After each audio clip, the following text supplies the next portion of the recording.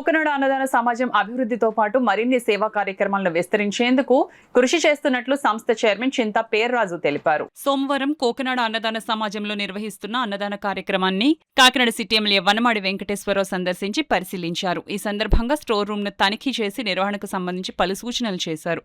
ఈ సందర్భంగా చైర్మన్ చింతా పేర్రాజు మాట్లాడుతూ కోకనాడ అన్నదాన సమాజం ఆధ్వర్యంలో ఎన్నో సేవా కార్యక్రమాలు విజయవంతంగా నిర్వహిస్తున్నామని తెలిపారు.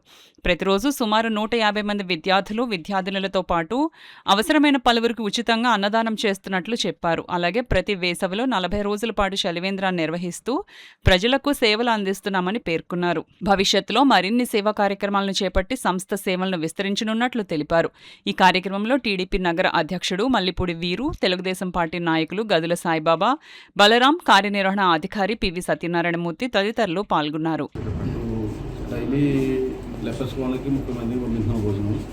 ఇక్కడ అయితే స్టూడెంట్స్ ఒక 40-50 మంది డైలీ ఉంటారు. అందులో వాళ్ళు ఏమో ఒక 89 మంది ఉంటారు. రోజుకి 150 మంది ఇక్కడ భోజనం అవుతాయి. అలాగే చలివేంద్రం కూడా రోజుకి 10 లీటర్లు చెప్పి సంబరంతో కూడా ఇచ్చాం. కామధేని కాంప్లెక్స్లో దానికి గేట్ ఒకటి లేకపోతే మొన్న రీసెంట్గా ఒక 20,000 పెట్టి గేట్ ఒకటి ఇచ్చాం. ఇంకా కొన్ని అభివృద్ధి కార్యక్రమాలు సేవలు ఉన్నాయి. అవి కూడా త్వరలో చేస్తాం.